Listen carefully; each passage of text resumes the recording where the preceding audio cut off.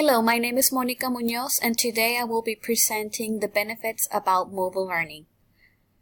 I will be presenting by the 4 C's. My table of contents are as follows. Number 1, collaboration. 2, communication. 3, creativity. And 4, critical thinking. Why mobile learning?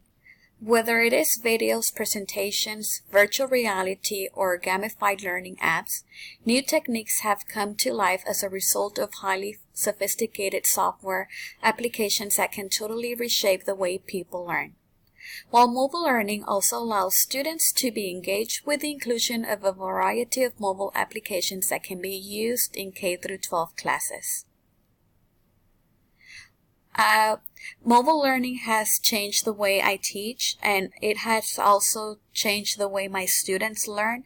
And not only that, it has also boosted their performance. Mobile learning is also convenient. Anybody can work from any location and at any time. Performance, like I mentioned. Students become creative thinkers, while the teacher also differentiates according to the needs of each of the students. It also allows engagement. As the data reveal, mobile learning activities can much better engage students in the learning process. Students in this class changed from passive learners to truly engaged learners who are behaviorally, intellectually, and emotionally involved in their learning tasks. Like I said, it has served a lot in the classroom as how the students learn, and most importantly in the engagement of learning. And like it said here, it totally changes their behavior as well. These are some of the mobile applications that I have used. I have used many more, but these are the ones that I enjoy the most.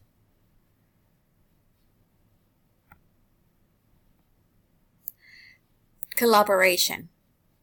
Mobile collaboration learner is considered the next step of online collaborative learning by incorporating mobility as a key and breakthrough requirement.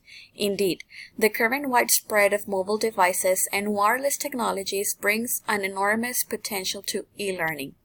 In terms of ubiquity, personalization, flexibility, and so on. For this reason, mobile computer-supported collaborative learning has recently grown from a minor research field to significant research projects covering a fairly variety of formal and special informal learning settings, from schools and universities to workplaces, museums, cities, and rural areas. 2, communication. Communication helps with parents. I keep my parents involved, and I keep them informed of the classroom and school events.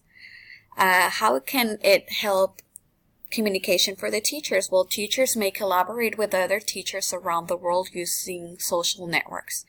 How can it help to the students? Students are allowed to research topics on the internet, make the use of educational apps, and communicate and become problem solvers.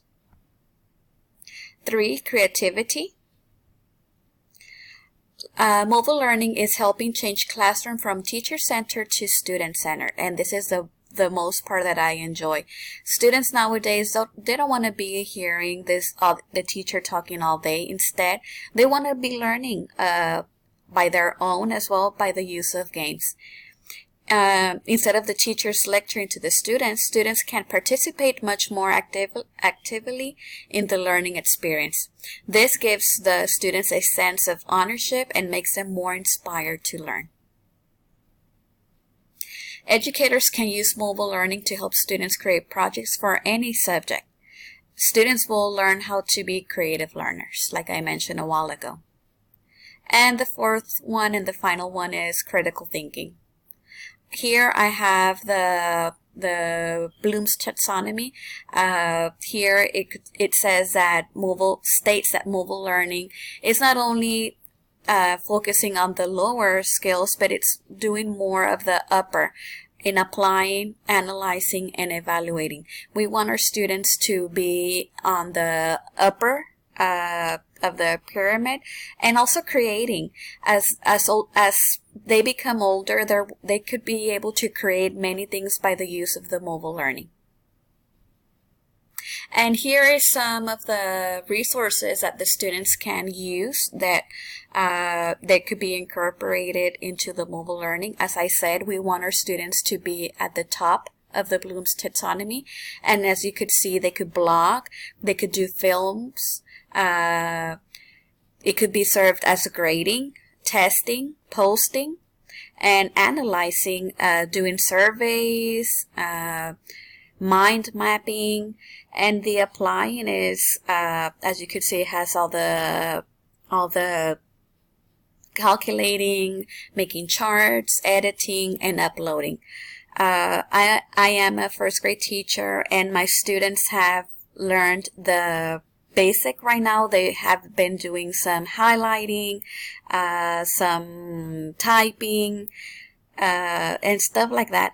And as I said, students can be able to do a lot of things with the mobile learning, and as they're getting older, I know that the students are going to be able to be at the top of the Bloom's taxonomy. And here are my resources. Thank you.